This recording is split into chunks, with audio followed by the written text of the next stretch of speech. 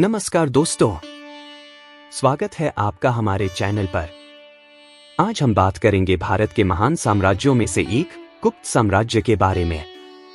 गुप्त साम्राज्य ने भारतीय इतिहास में स्वर्णिम युग की नींव रखी और इस दौर में कला, विज्ञान और संस्कृति ने नए आयाम हासिल किए। तो चलिए गुप्त साम्राज्य की इस अद्भुत यात्रा को शुरू करते हैं। एक गुप्त साम्राज्य की स्थापना।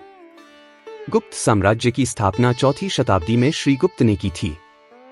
उनके उत्तराधिकारी घटोत्कच और फिर चंद्रगुप्त प्रथम ने साम्राज्य को विस्तार दिया। चंद्रगुप्त प्रथम को गुप्त साम्राज्य का असली संस्थापक माना जाता है, जिन्होंने अपनी शक्ति को उत्तर भारत में फैलाया और मगध को अपनी राजधानी बनाया। 2 सम्राट चंद्रगुप्त प्रथम। चंद्रगुप्त प्रथम का शासनकाल 320 से 335 ईस्वी गुप्त साम्राज्य के स्वर्णिम युग की शुरुआत माना जाता है।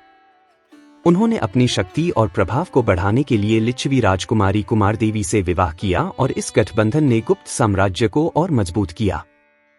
3 सम्राट समुद्रगुप्त। चंद्रगुप्त प्रथम के बाद उनके पुत्र समुद्रगुप्त ने शासन संभाला।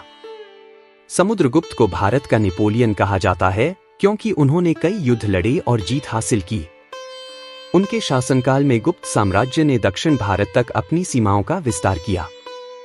समुद्रगुप्त का शासनकाल कला, साहित्य और संगीत का भी स्वर्णिम युग माना जाता है। 4 सम्राट चंद्रगुप्त द्वितीय। समुद्रगुप्त के बाद उनके पुत्र चंद्रगुप्त द्वितीय ने शासन संभाला। उन्हें विक्रमादित्य के नाम से भी जाना जाता है। उनके शासनकाल 380 से 415 ईस्वी में गुप्त साम्राज्य ने अपनी चरम सीमा को प्राप्त किया। चंद्रगुप्त द्वितीय के समय में कला, विज्ञान और संस्कृति ने अद्वितीय प्रगति की। अजंता और एलोरा की गुफाओं का निर्माण भी इसी दौर में हुआ। 5 गुप्त साम्राज्य का स्वर्णिम युग। गुप्त काल को भारतीय इतिहास का स्वर्णिम युग कहा जाता है। इस दौर में कला, साहित्य, विज्ञान और वास्तुकला ने उच्चतम स्तर पर विकास किया। कालिदास, आर्यभट्ट, वराहमिहिर जैसे महान विद्वान इसी युग में हुए।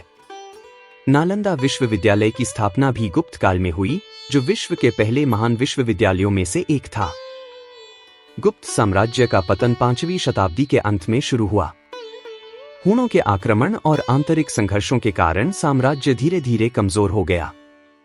अंतिम गुप्त सम्राटों के समय में साम्राज्य विभाजित हो गया और अंततः समाप्त हो गया।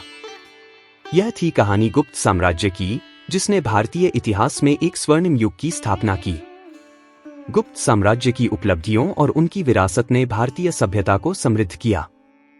तो दोस्तों, आज हमने गुप्त साम्राज्य पर अपना परिचय एपिसोड शुरू किया है और सभी भाग अगले एपिसोड से जारी रहेंगे। कैसे हमने मुगल साम्राज्य के सभी हिस्सों को चरणबद्ध तरीके से पूरा किया। हम गुप्त साम्राज्य के बारे में सारी जानकारी भी शामिल करेंगे। यदि आप अपनी टिप्पणियां और सुझाव साझा कर सकें तो हमें खुशी होगी। यह हमारी गुणवत्ता में सुधार करने के लिए बहुत जरूरी है और बेहतर तरीके से समझाने में सक्षम हो सकता है। अगर आपको हमारा यह वीडियो पसंद आया हो तो कृपया इसे लाइक और शेयर करें और हमारे चैनल को सब्सक्राइब करना न भूलें। आपके साथ जुड़ने के लिए धन्यवाद। हम जल्द ही एक और रोचक वीडियो के साथ वापस आएंगे। तब तक के लिए अपना ख्याल रखें और इतिहास की इन दिलचस्प कहानियों से जुड़े रहें। नमस्कार।